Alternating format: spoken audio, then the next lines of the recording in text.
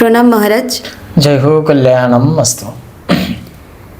শঙ্করাচার্য স্বামী অবিমুক্তেশ্বরানন্দজির বিরুদ্ধে যৌন নির্যাতনের যে কেস দেওয়া হয়েছিল, ওনার শিষ্যদেরকে উনি যৌন নির্যাতন করছেন এরকম একটি কেস দিলেন কে? রামভদ্রাচার্যজির শিষ্য আশুতোষ ব্রহ্মচারী। যদিও এটার কোনো প্রমাণিত হয়নি এবং কেসটা কোর্টে কেসটা হয়ে গেছে, মানে এটা কোনো প্রমাণ হয়নি আর কি। শঙ্করাচার্য আর কি বিজয়ী হয়েছেন প্রথম ধাপে আর কি। তো এটা যদিও প্রমাণ করতে পারেননি, আলটিমেটলি শঙ্করাচার্য বিজয়ী হয়েছেন। কিন্তু কথা হচ্ছে এই সনাতন ধর্মের ধ্বজাধারী যারা রয়েছেন তারা একে অপরের বিরুদ্ধে এইরকম কাদা ছোড়াছুড়িটা করছেন কেন? কাদা ছোড়াছুড়ি করছে এই প্রশ্নের ভেতরে কিন্তু উত্তর আছে। কাদা আছে, কাদা তার কাছে আছে, তাই ছোড়াছুড়ি করছে। কর্দমাক্ত অর্থাৎ এই কাদা মাখামাখিতে তারা নিজেদের জীবন চালাচ্ছে। পরিচ্ছন্ন নয়, ধোয়া তুলসীর পাতা নয়, পরিষ্কার পরিচ্ছন্নতা নয়, শৌচতা মেনটেন করছেন না। যে কারণে এই সমস্ত অবজেকশনগুলো, এই ধরনের টেন্ডেন্সি, এই ধরনের ক্রিয়াকলাপগুলো, অ্যাক্টিভিটিসগুলো, এই ধরনের মানে দুর্বুদ্ধি সম্পন্ন, কুবৃত্তি সম্পন্ন মানসিকতা প্রকাশিত হচ্ছে। কিন্তু মহারাজ, আমরা জানি যে সমগ্র ভারতবর্ষের মধ্যে এই 4টি মঠ শঙ্করাচার্য, আদি শঙ্করাচার্য প্রতিষ্ঠা করে গিয়েছিলেন এবং এইটি হচ্ছে সনাতন ধর্মের সর্বোচ্চ আসন বলা যেতে পারে। তো সেই আসনে যারা অধিষ্ঠিত হয়ে রয়েছেন এই মুহূর্তে, তাদেরকে অযথা বা মিথ্যে এরকম আরোপ করা মানে তো মানে সমস্ত হিন্দু ধর্মের প্রতি একটা আঘাত করা। এর পেছনে কি কোনো রাজনীতি, মদত বা কিছু আছে? কারণ আমরা এর আগেও দেখেছি কুম্ভের সময় রামভদ্রাচার্যজি কিভাবে মদত পাচ্ছেন বা মদত দিচ্ছেন সবটাই। তো এর পেছনে রাজনৈতিক কোনো মদত আছে বলে কি আপনি মনে করেন? এইভাবে তো প্রকাশ্যে বলা যায় না, আর প্রকাশ্যে না বলা গেলেও সত্যকে স্বীকার করতে হয়। এখন একটি অদ্ভুত সিচুয়েশন ভারতবর্ষে চলছে। মাঘ মেলা হয়ে গেল, মকর সংক্রান্তি, ঠিক আছে। যাই হোক, মাঘ মেলা সম্পর্কে অনেকের ধারণা আছে এলাহাবাদ ত্রিবেণীতে যে পুণ্য স্নান হয়, সেখানে কিন্তু এই জ্যোতিষপীঠাধীশ শঙ্করাচার্য স্বামী অবিমুক্তেশ্বরানন্দ মহারাজজিকে কিন্তু অপমান করা হয়েছিল। আর সঙ্গে সঙ্গে ওনাকে সহ ওনার যে ছোট ছোট ছাত্র, ঠিক আছে, ব্রাহ্মণ, বাটুক ব্রাহ্মণ, ঠিক আছে, বাটুক ব্রাহ্মণ, তাদের শিখা ধরে তাদেরকে অপমান করা, অপদস্থ করে মারধর করা হয়েছিল, বা যেটা ভিডিওতে দেখা যায় বা যেটা সম্প্রচারিত হয়েছিল, এবং কাপড়া চোপড়া খুলে দেওয়ার মতো এরকম একটা পরিস্থিতি তৈরি হয়েছিল। নমস্কার, জয় মহাকাল। মহাকাল স্বামীজি মহারাজের প্রবচন শুনছিলেন তো? জাস্ট একটু সময় চেয়ে নিচ্ছি। মহারাজ এই প্রথম পশ্চিমবঙ্গে মহাকাল আশ্রম ও মন্দির নির্মাণ করতে চলেছেন। এই মহৎ যজ্ঞানুষ্ঠানে আপনাদের আর্থিক অনুদান প্রার্থনা করছি। এই মন্দিরটি যোগ, আয়ুর্বেদ, শাস্ত্রীয় সঙ্গীত ও নৃত্য, শিক্ষা, চিকিৎসা, দরিদ্র দুস্থদের সেবা এবং সর্বোপরি আধ্যাত্মিক বৈদিক সনাতন ধর্ম ও সংস্কৃতির চর্চার কেন্দ্রস্থান হয়ে উঠবে। এই ভিডিও ডেসক্রিপশন এবং কমেন্ট বক্সে ব্যাংক ডিটেলস, ইউপিআই, ফোনপে, জিপে এবং আমাদের কন্ট্যাক্ট নাম্বার দেওয়া রয়েছে। আপনারা সরাসরি যোগাযোগ করতে পারেন, তাই তো মহারাজ? হ্যাঁ, এই প্রথম ভগবত ইচ্ছায় পশ্চিমবঙ্গ ও উত্তর ভারতে আশ্রম মন্দির নির্মাণ করতে চলেছে। আপনারা আমাদের পাশে থাকুন। জয় মা। জয় মহাকাল। এই অপদস্থটা পুলিশ করেছিলেন? হ্যাঁ, পুলিশ করেছিলেন, পুলিশ ফোর্সের মাধ্যম থেকে এটা হয়েছিল।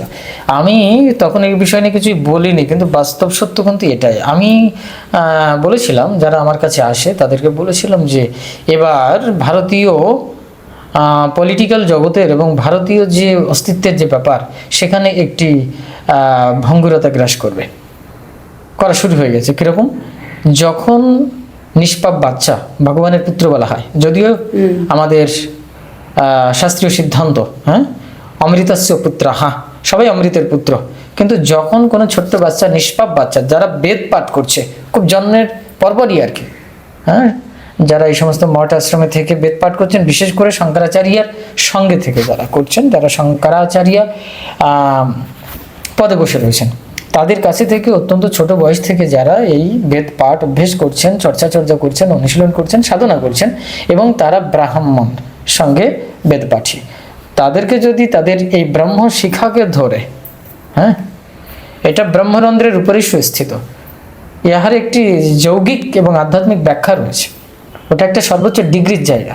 সৎ কথায় বলা হয় টিভি অ্যান্টেনা ছিল না, ঠিক আছে, টিভি অ্যান্টেনা না হলে কিন্তু টিভি, হ্যাঁ, দেখা যায় না, চিত্র দর্শন প্রদর্শন হয় না, দেখা যায় না।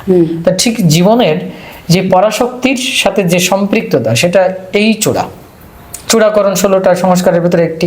তো যখন ভগবান মহর্ষি বেদব্যাস এই 16টা সংস্কারের ভেতরে চূড়াকরণ একটি সংস্কারের কথা বলছেন, তার মানে তিনি এই সংস্কার চালু করেছেন।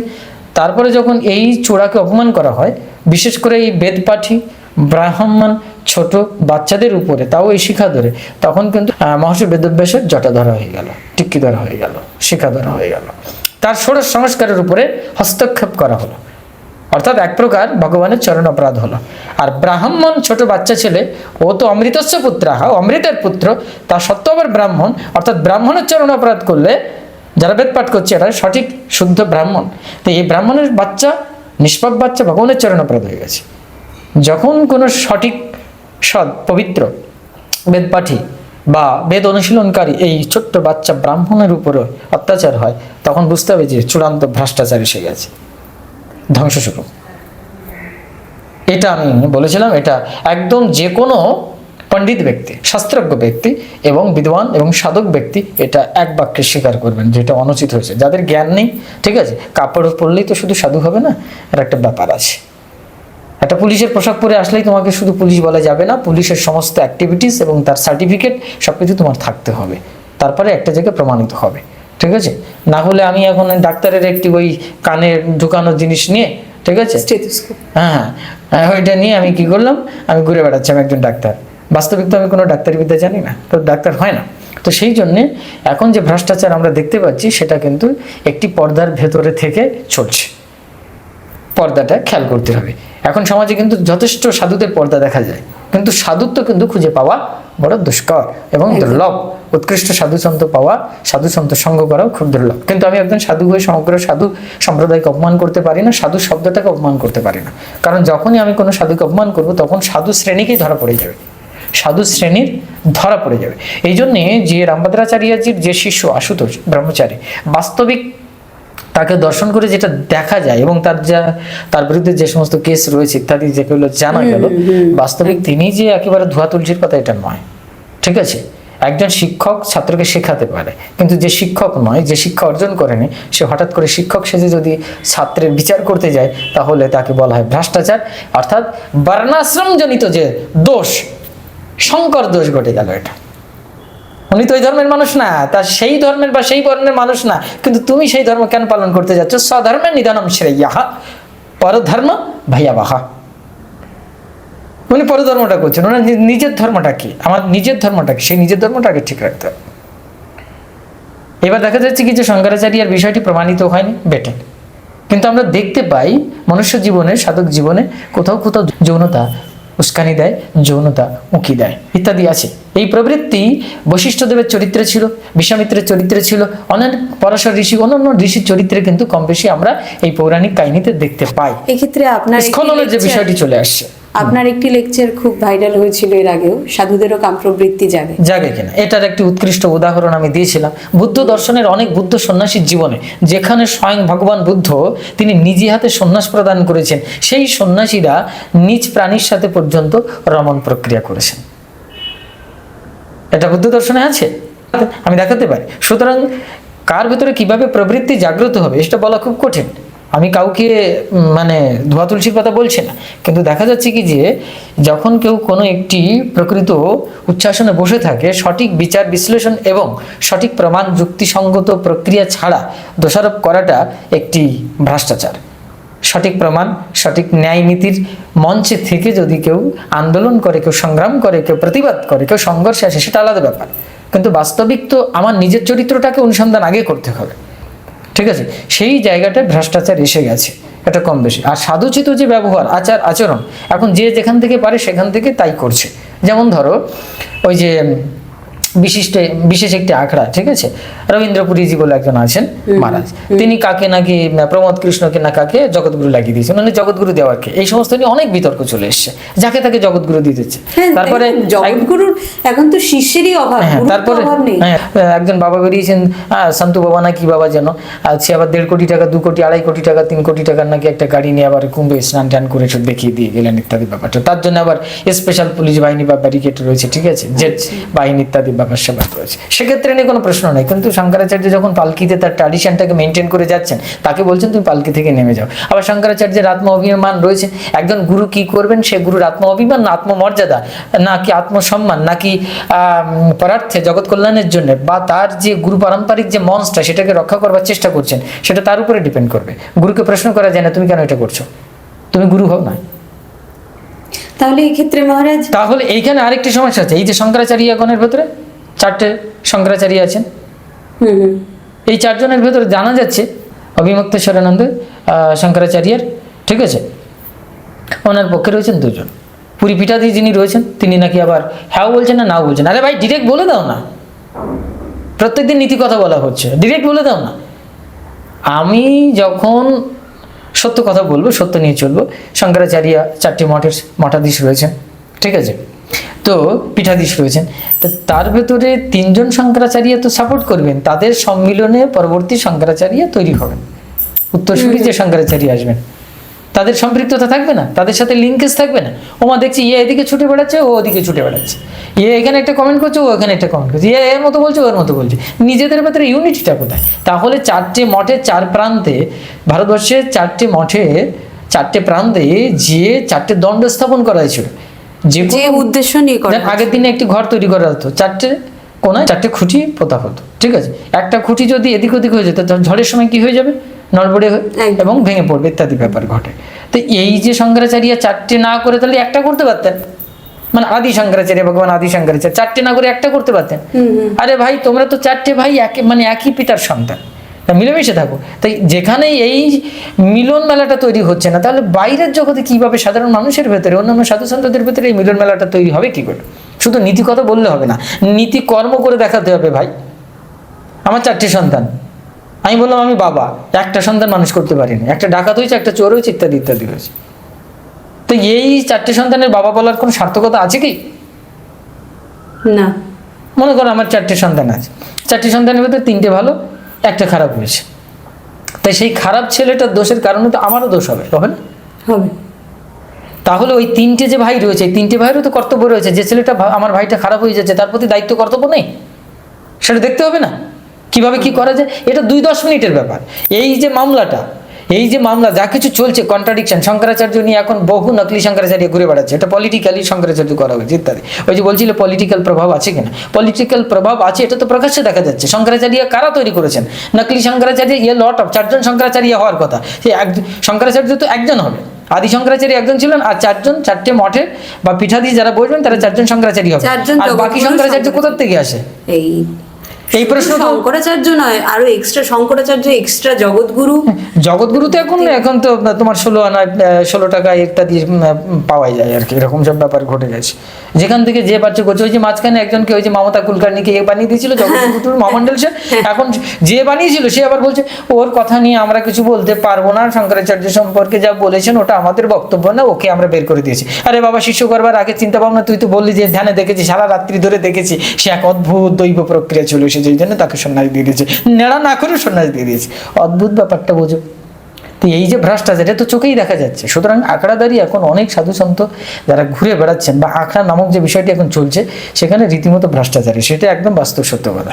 এই সত্যকে স্বীকার করতে হবে।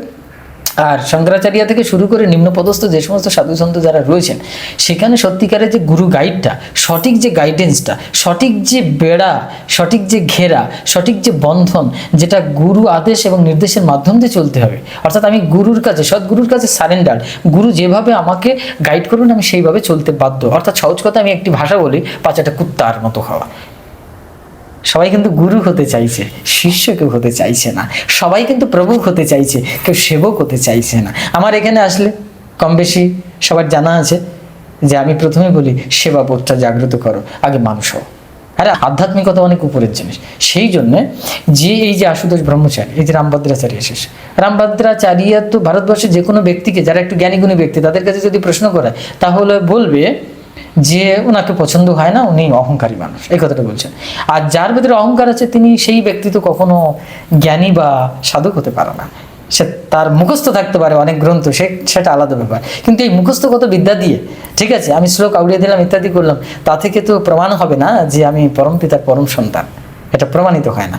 তবে ভালো মন্দ জগতে থাকবে, মারামারি থাকবে, কিন্তু ইহার ভেতর থেকে সত্যকে প্রতিষ্ঠা করবার জন্য, সনাতন ধর্মের অস্তিত্বকে রক্ষা করবার জন্য আমাদেরকে সঠিক সৎ পথে চলতে হবে, সঠিক গুরু গাইডের মাধ্যম দিয়ে চলতে হবে এবং বিচার বিশ্লেষণের ভেতর দিয়ে চলতে হবে। আর সঙ্গে সঙ্গে আমাদের ভারতীয় সনাতন সংস্কৃতির যে শাস্ত্রীয় সিদ্ধান্ত সেগুলোকে অধ্যয়ন করতে হবে সঠিক গুরু পারম্পরিক ভাবধারার ভেতর থেকে, গুরু গাইড অনুসারে। যিনি ত্রিকালদর্শী, যিনি বেদজ্ঞ পণ্ডিত, যিনি শুধু মুখস্থ করেছেন এরকম নয়, যিনি কঠোর তপস্যার দ্বারা সুপ্রিম পরমাত্মিক ব্রহ্মজ্ঞান লাভ করেছেন সহজ কথায়, তার কাছ থেকে এই শাস্ত্র তত্ত্ব ভারতীয় সনাতন সংস্কৃতির জ্ঞান নিতে হবে। আর সহজ কথা হচ্ছে কাউকে আঘাত করাটা এটা কোনো ধর্ম হতে পারে না। এক্ষেত্রে মহারাজ একটা ছোট্ট কথা, অপরাধ নেবেন না, এই রামভদ্রাচার্যজি ওনার ক্ষেত্রে কিন্তু এর আগেও এই একই ধরনের ব্যাপার দেখা গেছে। উনি স্বামী নিগ্রহাচার্যকেও বেশ এইসব নিয়ে অনেক করেছিলেন এবং- যেহেতু অনেক ঘটনা আছে, হ্যাঁ, রাম মন্দিরের সময়ও উনি সাক্ষ্য ওনার নিয়ে বিষয় অনেক নিয়ে আমার অসুবিধা কথা ছিল। বলার খুব একটা ইচ্ছে টিচ্ছে কিছু নেই, ঠিক আছে।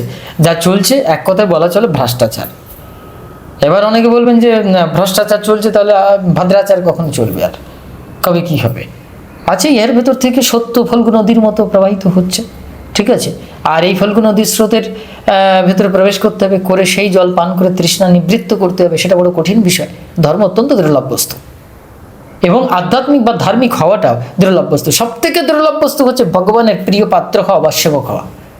কোটি জন্মের তপস্যা লাগবে, কোটি জন্মের কৃপা লাগবে, গুরু কৃপা লাগবে। গুরু যদি সাক্ষাৎ নিজে হাতে তৈরি করবার প্রয়াস না করেন এবং গুরু যদি তা তৈরি করবার সুযোগ না দেন বা তিনি তৈরি না করেন, করুণা না করেন, কৃপা না করেন, তাহলে সে সাধু কখনো, ভক্ত কখনো ভগবানের সেবক হতে পারে না।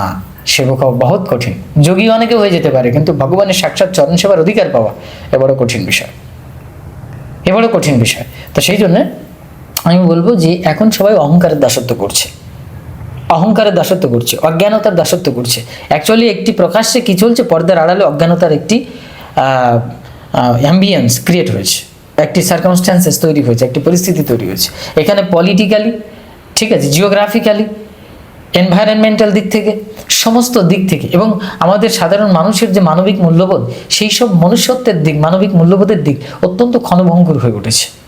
স্থৈর্য নেই, ধৈর্য নেই, লাঘবতা নেই, হ্যাঁ, তারপরে শোধন নেই। প্রকৃত সাধক, ঠিক আছে, হতে গেলে কি লাগবে, তার কিছু প্রক্রিয়া আছে, সপ্তপ্রকার সাধন করতে হবে সৎ কর্ম দ্বারা। এই সপ্তপ্রকারের সাধনার দ্বারা তারপরে সে সিদ্ধত্ব লাভ করবে। ধীরে ধীরে সে তার শরীর শুদ্ধ করবে এবং শুদ্ধ শরীরে, শুদ্ধ চেতনায় আত্মার প্রকাশ ঘটবে, শুদ্ধ জ্ঞানের প্রকাশ ঘটবে। সেখানে ভুল কম হয়, কিন্তু এইসব মানুষ এখন করতে চায় না। 1 মিনিটে, 2 মিনিটে, 3 মিনিটে কিছু একটা হয়ে যাক, 7 দিনের ট্রেনিংয়ে কিছু একটা হয়ে যাক, এই সমস্ত চায়, ঠিক আছে। আর 2-4টে শ্লোক মুখস্থ করে বলতে পারলে, টিভি মিডিয়ার এখন টেকনোলজিক্যাল দুনিয়া, সেখানে এসে যদি কিছু একটা বলে দেওয়া যায় তাহলে বিরাট ব্যাপার, নাম দেখো বিশাল ব্যাপার। বাস্তবিক আমি কি জেনেছি, অনন্ত জ্ঞানের সাপেক্ষে যদি চোখ বন্ধ করে সকালবেলায় কেউ চিন্তা করে, না তাকিয়ে চোখ বন্ধ করে যদি চিন্তা করে, তাহলে বা অনন্ত জ্ঞানের কাছে প্রশ্ন করে, অনন্ত জ্ঞান একটি আকাশবাণীতে বলে দেবে তুমি এখনো কিছুই জানো না। তুমি বিগত 40 বছর, 50 বছর, 20 বছর, 80 বছর যে সময়টা তুমি ব্যয় করেছো, তোমার জীবনে আসল কোনো কাজই হয়নি। বাস্তব জ্ঞান এটাই বলবে। কিন্তু তার পশ্চাতে আরেকটি শব্দ আসবে, তুমি ভয় পেও না, মা ভয়। অবিহি, ভয় শূন্য হও, কারণ তুমি অমৃতের পুত্র, তুমি উত্তিষ্ঠত, জাগ্রত। তুমি জাগ্রত হও, উত্তিষ্ঠ হও, ঠিক আছে, তুমি উত্থিত হও। তুমি ভেঙে পড়ো না অর্জুন, দুর্বল হও না। তুমি অস্ত্র ধারণ করো, জ্ঞান অস্ত্র ধারণ করো। যে জ্ঞান অস্ত্রের দ্বারা অর্জুনকে কৃষ্ণ বলছেন তুমি অস্ত্র ধারণ করো। কৃষ্ণ শুধু কি তাকে অস্ত্র ধারণ করতে বলছেন, নাকি বলছে জ্ঞান অস্ত্রটা ধারণ করো? আগে অর্জুনকে বলেছিলেন আগে জ্ঞান অস্ত্র অর্থাৎ জ্ঞান অর্জন করো, তারপরে অস্ত্র শিক্ষা নাও। অর্থাৎ জ্ঞান অস্ত্র এবং শস্ত্র, সাধারণ যে অস্ত্র জ্ঞান আর হচ্ছে জ্ঞান অস্ত্র জ্ঞান, এই দুটো একত্রিত হলে সে অস্ত্র ব্যবহার করতে পারে। না হলে কুরুক্ষেত্রের যুদ্ধে অর্জুনের জায়গায় যদি অর্জন না করে সাধারণ মানুষকে যুদ্ধ করতে চেষ্টা করে, তাহলে ভ্রষ্টাচার আসবে। সেটাই হচ্ছে, অর্জনকেও করতে চাইছে না, সেবাকেও করতে চাইছে না, সবাই গুরু হতে চাইছে, সবাই প্রভু হতে চাইছে।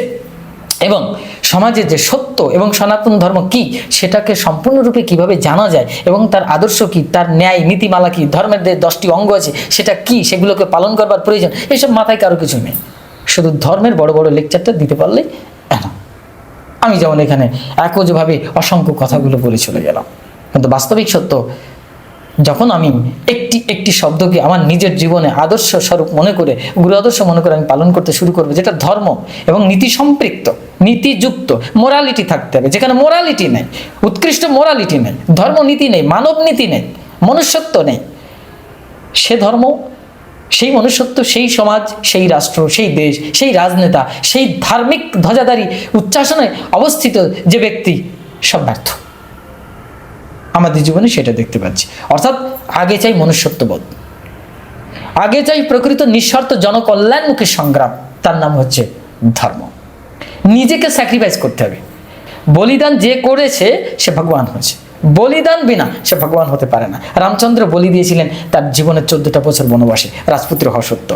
তার সতী সীতা স্ত্রী জানতেন, তারপরও তার স্ত্রীকে আগুনে পুড়িয়ে দিয়েছিলেন। ধর্মকে রক্ষা করবার জন্য, মর্যাদাকে প্রতিষ্ঠা করবার জন্য তিনি বলিদান দিয়েছিলেন। তাই রামচন্দ্র আজকে পূজিত হয়। হঠাৎ করে রামচন্দ্র ছবি টাঙিয়ে রাখলে রামচন্দ্র হওয়া যায় না। শ্রীকৃষ্ণ চরিত্রে সে বলিদান আছে, বিবেকানন্দ চরিত্রে বলিদান আছে। মাত্র 39 বছর বয়সে রোগ ব্যাধি ভোগ করতে করতে সে চলে গেছে বাবা। এই যে কি নিদারুণ যন্ত্র, সেটা বিবেকানন্দ ভালো বুঝেছিলেন।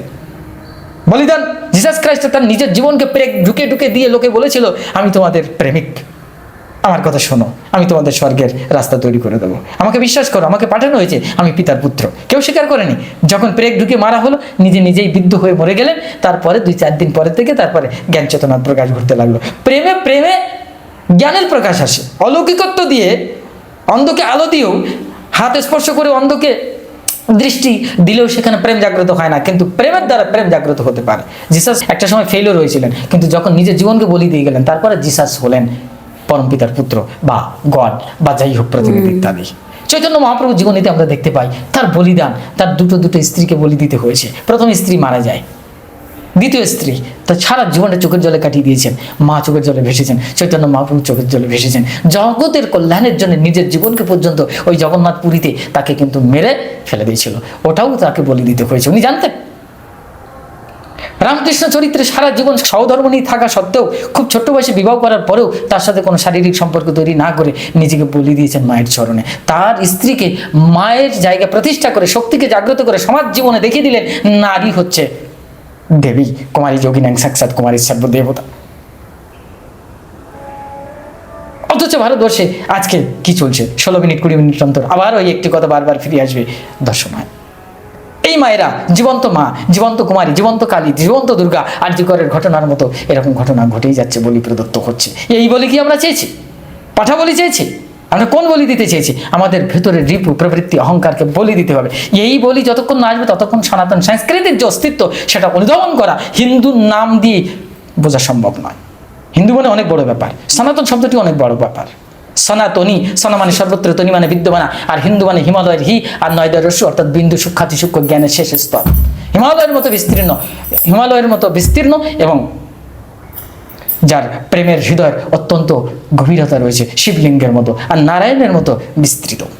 এই দুটোর একত্রীকরণের নামই হচ্ছে ভগবান। আর এই ভগবানত্ব যার ভেতরে জাগ্রত হয় সে হচ্ছে সনাতনী, সে হচ্ছে হিন্দু।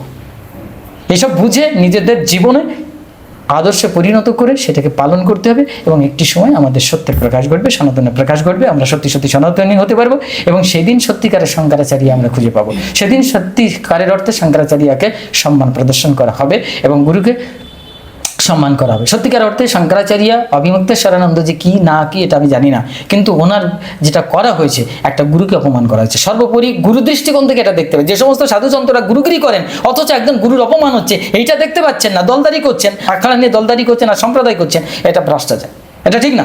একজন গুরুর যখন আসন তুলি দেওয়া হচ্ছে এবং বিনা কারণে, এবং সেটা আমরা চোখের সামনে দেখতে পাচ্ছি, এটা ঠিক না। একজন গুরু কোন আসনের উপরে যাবেন না, কোন সিংহাসনে বসবেন, এটা তো গুরু নির্ধারণ করবেন। কোনো সরকার নির্ধারণ করতে পারে না, কোনো আইন নির্ধারণ করতে পারে না। এটা ভারতবর্ষ।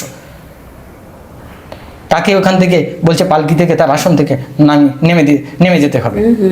অনেকে এখানে আবার প্রশ্ন করছেন ওনার অহংকার, শঙ্করাচার্যের অহংকার, গুরুর অহংকার আছে কিনা, আমরা ব্রহ্মপুত্র ব্রহ্ম ঋষি বিশ্বামিত্রের বা বশিষ্ঠের অহংকার আছে কিনা সেটা রামচন্দ্র প্রশ্ন করবে। হতচ্ছাড়া না? এই যে ভারতবাসী যারা এই সমস্ত বিতর্ক করেন টিভি মিডিয়া থেকে, এরা হতচ্ছাড়া না? এদের মিনিমাম কন্ডাক্টটুকু হয়েছে?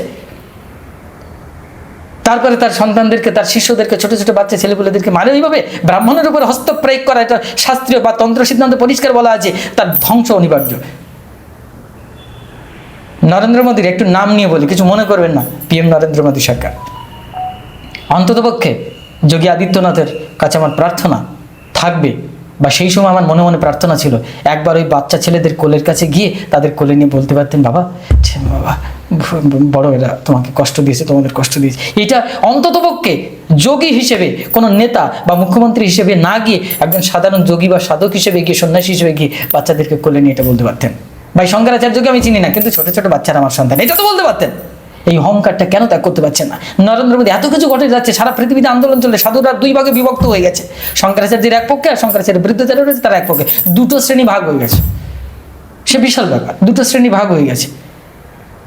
আমরা ওই মঞ্চের উপরে অ্যাসেম্বলিতে বসে, সংসদে বসে হিন্দু সনাতনী সনাতনী করছি, আর এখানে একজন শঙ্করাচার্য পীঠাধীশ, তিনি গুরু, এখনো তার প্রমাণ হয়নি যে তিনি একটা ভ্রষ্টাচারী লোক, কোনো জায়গায় প্রমাণ হয়নি। ভবিষ্যতে কি হবে সেটা আমি কিন্তু বলতে, একটু দায়বদ্ধতা নিতে পারবো না, আমি সেটা বলতে পারবো না, কিন্তু বর্তমান পর্যন্ত যতটুকু দেখা যায় সেখানে কিন্তু সেরকম ধরনের কোনো সিচুয়েশন তৈরি হয়নি। সুতরাং সেই জায়গাটা যেটা দেখা যাচ্ছে, গুরু আসনটাকে অপমান করা হয়েছে, গুরু আসনের উপরে পদাঘাত করা হচ্ছে। গুরু আসনকে বলা হচ্ছে, এই গুরু আসন ছেড়ে দাও তুমি। এটা কোন ধরনের সিদ্ধান্ত? এটা ভারতবর্ষে গুরু পরম্পরা অনুসারে গুরুবাদ, ঋষিবাদ, এটা এসেছে ভারতীয় সনাতন সংস্কৃতি। আজকে যে সমস্ত বড় বড় নেতা, মিনিস্টার, যে সমস্ত দলীয় কর্মকর্তারা উপরে বসে রয়েছেন, তারা কিন্তু সেদিন আগে আসেননি। আগে এই সনাতনী, এই শঙ্করাচার্যগণই এসেছিলেন। ভারতের হিন্দু সনাতন ধর্মের যে ধারক এবং বাহক এবং পুনর্গঠনের জন্য মূল নেতা প্রণেতা হিসেবে প্রচেষ্টা করেছিলেন, বা যিনি ধারক এবং বাহক ছিলেন, তিনি কিন্তু পুনর্জাগরণের যে ধারক বাহক, তিনি কিন্তু শঙ্করাচার্য। সপ্ত বেদ, বেদান্ত, উপনিষদ সপ্ত লিয়ে গেছিল। জাগ্রত কে করেছিলেন?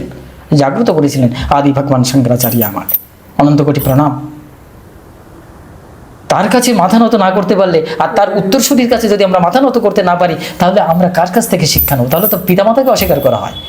যে পিতামাতাকে অস্বীকার করে, পিতামাতাকে অপমান করে, সে জগৎকে কোনোদিন সম্মান করতে পারে না। এটা চূড়ান্ত বাস্তব সত্য। এই জন্য বলি যে গুরু ত্যাজি গোবিন্দ ভজে, সেই পাপী নরকে মজে, বৈষ্ণবী একটি সুন্দর প্রবাদ আছে। এখন সমাজে এই অবস্থা। চৈতন্য মহাপ্রভুর পরিভাষায় যদি বলা হয়, তাহলে এখন নরকে সব মজে আছে। এক বাক্যে এই হচ্ছে উত্তর। গুরুকে সম্মান করো, স্বর্গ সৃষ্টি হবে। মানুষকে ভালোবাসো, মনুষ্যত্ব জাগরণ করো, ঠিক আছে, মনুষ্য মূল্যবোধের প্রকাশ ঘটাও, তাহলে দেখবে সমাজ মূল্যায়িত হবে, একটি সুন্দর রাষ্ট্র সৃষ্টি হবে, এবং সাধু সন্তদের ভেতরে সত্যিকারের অর্থে যে সাধুত্ব, সেটা প্রকাশিত হবে। ঠিক আছে, একটি সুন্দর বাসুধৈবা কুটুম্বকম, সমস্ত বিশ্ব একটি পরিবার হয়ে উঠবে। নাহলে এই মারামারি কাটাকাটি যদি সনাতনের উদ্দেশ্য হয়, তাহলে যে কোনো ধর্মের, সে ইসলাম হোক, খ্রিস্টান হোক, হিন্দু হোক, বৌদ্ধিজম হোক, যেটাই হোক না কেন, সেখানে যদি বিচ্ছেদের, বিভেদের, মারামারি কাটাকাটি সম্পর্ক তৈরি হয়, তাকে ধর্ম বলা যায় না, সত্যিকারের ধর্ম বলা যায় না। তা আমাদের সনাতন ধর্ম যে শিক্ষা দেয়, সেখানে সহিংসতা আছে, আবার অহিংসাও আছে। কখন কোনটা প্রয়োগ করতে হবে, সেটা একটি উৎকৃষ্ট সাধকের উপরে ডিপেন্ড করবে, সত্যিকারের জ্ঞান চৈতন্য সম্পন্ন ব্যক্তির মস্তিষ্কের উপরে ডিপেন্ড করবে। সাধারণের জন্য কিন্তু আবার এটা নয়। সাধারণের জন্য বিধিসম্মত 10টি ধর্মের অঙ্গ আছে, সেটা পালন করতে হবে, বাস। জয় বাবা।